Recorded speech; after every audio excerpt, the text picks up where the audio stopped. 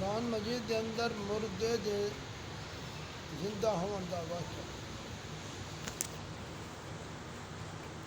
دا واقعہ ہے بنی اسرائیل دی ایک جماعت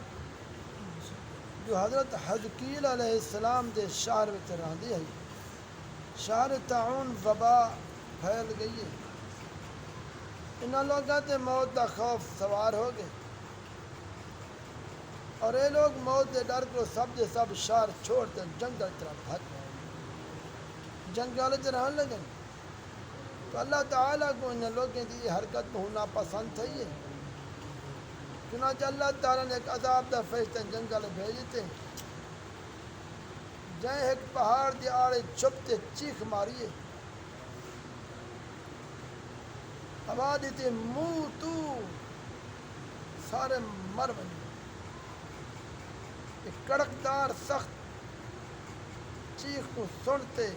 بغیر کہیں بیماری دے بالکل اچانک سب دے سب مر گئے جنہیں تعداد 70,000 انہیں مردن دی تعداد اس قدر زیادہ ہی لوگ انہیں کفن دفن دا کوئی انتظام نہیں کر سکے انہیں مردن دی لاش کھلے میدان بے گور و کفن ارد نہیں تک پئی رہی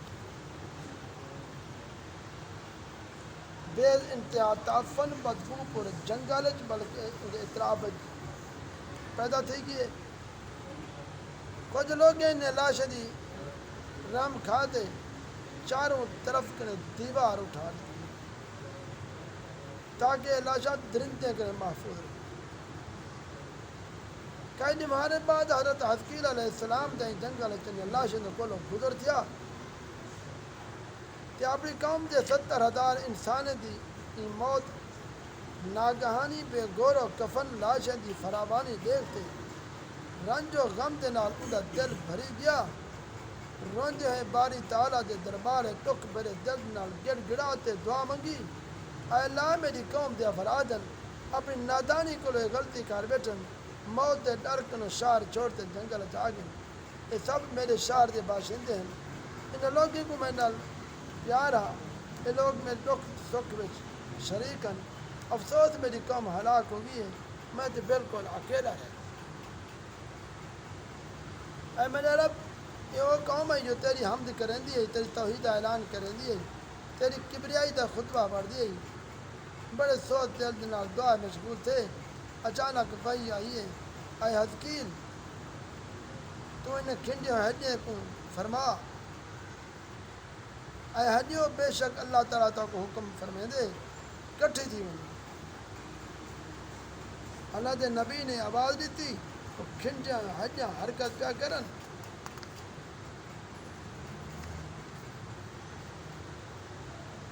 ہر آدمی دی ہڈیاں جمع تھی تے ہڈے دے ڈھانچے بن گئے اے وحی آئی ہے حزقیل تو سائے فرما دو ہڈیو تو اللہ دا حکم ہے تو سب گوشت پاؤ یہ کلام سنتے فوراً ہڈے دے ڈھانچے میں گوشت پوست چڑھ گئے بلتری دبا وحی آئی ہے اے حزقیل ہن تو فرما اے مردو اللہ دے حکم نال اٹھو چنانچہ آپ نے آواز دیتی کہ آپ کی زبان مبارک نے جملہ نکتے 70,000 لاشاں یک دم اچانک اٹھی گئی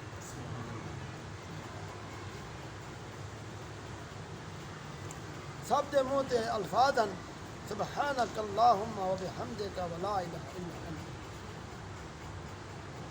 بڑے سب لوگ جنگل کو روانہ تھے اپنے شہر آج دوبارہ آباد ہو گئے اپنی اپنی عمر دی مدت بھر زندہ رہیں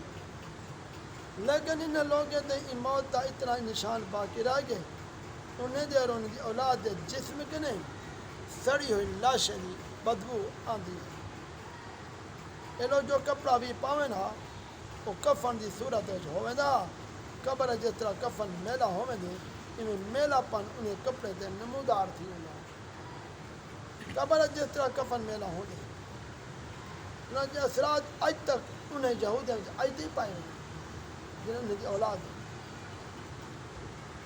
یہ عجیب و غریب واقعہ قرآن مجید سورہ بقرہ خداوند کریم نے اس طرح بیان فرمایا اعوذ باللہ من الشیطان ألم تر إلى الذين خرجوا من ديارهم وهم ألوف حذر الموت فقال لهم الله موتوا ثم أحياهم إن الله لذو فضل على الناس ولكن أكثر الناس لا يشكرون. اے محبوب کیا تسا انہاں لوگوں کو نہیں ڈٹھا جو اپنے گھریں کنے ہزاریں تعداد موت دے ڈر کو نکلتے بھائی. اللہ تعالیٰ نے انہوں کو فرما دی تو مر ونجو تو اللہ تعالیٰ نے انہوں کو زندہ بھی فرمائے. یقیناً اللہ تعالیٰ لوگوں کے فضل و کرم والا ہے مگر اکثر لوگ نا شکر ہیں. درس ہدایت سب انہوں دے بنی اسرائیل دے یہ واقعے تو نمبر 1 آدمی موت دے ڈر کو بھائی تے اپنی جان نہیں بچا سکتا لہذا موت کو بھجان بالکل بیکار ہے. اللہ تعالیٰ نے جو موت مقدر فرما دیتی ہے اپنے وقت ضرور آتی ہے. نہ ایک سیکنڈ اپنے وقت میں پہلے آ سکتی ہے نہ ایک سیکنڈ بعد آ سکتی ہے. لہذا انسان تلازم ہے رضا الہی برضا رہتے صابر شاکر ہے. خواہ کتنی وبا پھیلے گھمسان دا رن پوے اطمینان سکون دا دامن اپنے ہاتھ کرنے نہ چھوڑے. یقین رکھے جب تک میری موت نہیں آتی کوئی میں کو مار نہیں سکتا نہ میں مر سکتا. جب میری موت آوے سی تو میں کچھ بھی کراں کتیں بھجاں دکاں تو میں کئی حال بچ نہ سکتا. نمبر 2 یہاں تو ایک خاص طور پہ مجاہدین کو ہدایت کی دیے جہاد کے گریز کرنا یا میدان جنگ چھوڑتے بھج بننا ہرگز موت کو دفع نہیں کر سکتا. لہذا مجاہدین کو میدان جنگ میں دل مضبوط کرتے ڈٹے رہنا چاہیے. یقین رکھیں تو موت کے بعد کے پہلے موت بندہ نہیں مر سکتا نہ کوئی مار سکتے. عقیدہ رکھنے والا اس قدر بہادر شیر دل ہو میں دے جو خوف بردلی کہیں دے قریب نہ ہو سی انہیں پائے استقلال کہیں وال برابر بھی کوئی لفظ نہیں آ سکتی. اسلام کا بخشا ہے یہ مقدس عقیدہ ہے جن کی بدولت مجاہدین ہزارہ کفار کے مقابلے اتنا پہاڑ کی طرح جمتے جنگ کریں گے ہم حتیٰ کہ فتح مبین انہیں قدم کا کوسا کر دیں. وہ ہر جنگ مظفر منصور تھی تھے اجر عظیم مال غنیمت دی دولت کے مالا مال تھی تھے اپنے گھر ان حالت واپس آدھے ہم انہیں جسم تے زخم دی کوئی خراش بھی نہ ہوں گی. شاعر مشرق کی منظر دی تصویر کشی کریں دے ہوئے کئی مجاہد اسلام کی زبان کو ایک ترانہ سنائی. ٹل نہ سکتے تھے اگر جنگ میں اڑ جاتے تھے پاؤں شیروں کے بھی میدان سے اکھڑ جاتے تھے. تجھ سے سرکش ہوا کوئی تو بگڑ جاتے تھے تیرے کیا چیزیں ہم توپ سے لڑ جاتے تھے. نقش توحید کا ہر دل پہ بٹھایا ہم نے زیر خنجر بھی یہ پیغام سنایا ہم. دعا کرو